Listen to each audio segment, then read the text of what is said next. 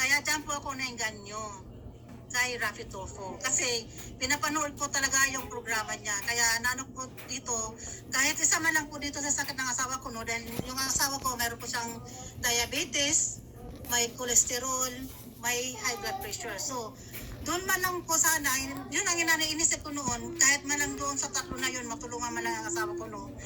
Pero never ko naisip na ang pure organic barley natin ay nakakatulong rin pala sa cancer, no? Dahil nga po, ang ano pala natin yung ating barley, rin pala, nakakatulong rin pala kung paano i-control yung mga cancer cells niya.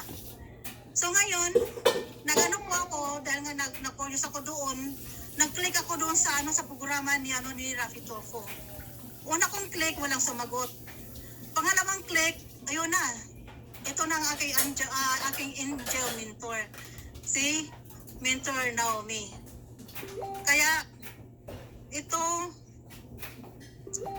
maraming malaking utang na loob ko dito sa tao na ito dahil siya ang nagdala sa akin dito kung paano matulungan yung asawa ko. Sorry mga mentors. Dahil malaking impact po yung doon sa sa asawa ko, no? Kung paano nakatulong. Saka pinainom ko nung pinadala na ko ni Mentor Naomi ng barley. Kahit hindi pa ako nagbayad sa kanya, pinadala niya talaga ako. 45 boxes ang pinadala niya sa akin agad kahit hindi niya ako kilala. Ganon siya nagtiwala sa akin. Kaya maraming salamat Mentor Naomi sa pagtitiwala sa akin. I'm very grateful sa iyo forever talaga yan. At yan talaga yung pinakaano ko talaga ng aking angel mentor. At kung paano natulungan ko ng aking asawa sa kainom ng barley.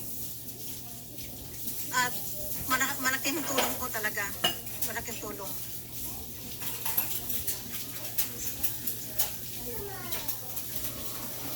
At siyempre, hindi lang naman po sa asawa natin, no, kahit wala tayong karamdaman. Although, meron naman din ako yung allergy, no, yung tinatawag nilang pollen.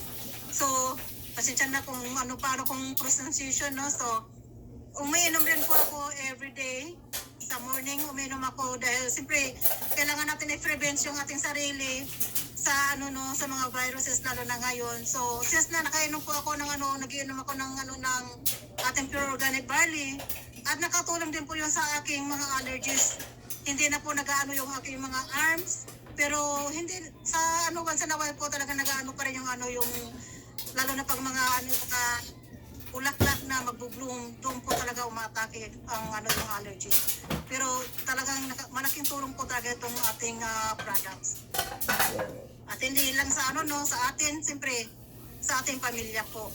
At hindi lang sa na-share din natin sa mga tao, iba't ibang tao, sa mga co-workers ko at isa sa boss ko na kahit ibang lahi na i-share ko po sa kanya at rin po siya. Talagang very thankful po siya dahil nakatulong din po sa kanyang high blood pressure po. So yan po, talagang kailangan natin i-share lang po talaga sa lahat ng tao. Maganda po ang ating product, no? Siyempre, hindi natin yan ikakahiya na i-share dahil talagang kahit ako talagang proven talaga kung gaano po kaganda talaga ito, no? At ito naman yung asawa ko noon isa po siyang military police noon sa pa siya, kabataan pa niya. So ngayon retire na po siya ngayon sa pagka-military. At siyempre nandito na kami nanirahan sa Hawaii. At ngayon, malaking kaibahan po sa kanya noon at saka yung ngayon. Dahil nga sa karamdaman niya. Military din siya nagtatrabaho sa bases ng mga taga-Chile. Si Wilma. At ayan po, yung asawa ko nung nagkaroon na siya ng sakit, nagkikimotherapy siya. Malaki po ang kaibahan ng kanyang katawan. At yung mga gamot din po, ang dami pong breast cancer. ang dami pong iniinom niya ng mga gamot, no? Siya nagdala sa So ayan po yung nagkikimotherapy na yan siya, no? Makikita nyo naman siguro yan na talagang mahirap po talaga pag nakikimo at saka nagra-radiation kasi pag rin nagra-radiation po talaga ang isang tao, pinapasok po yun ng buong katawan sa sa machine. So kumbaga pagkatapos nung pagkalabas niya sa sa machine, wala na po talagang wala na po siyang energy, talagang natanglakas siya. So mabuti na lang po talaga na naanuhan po itong yung ating pure organic barley at malaking tulong po sa kanya.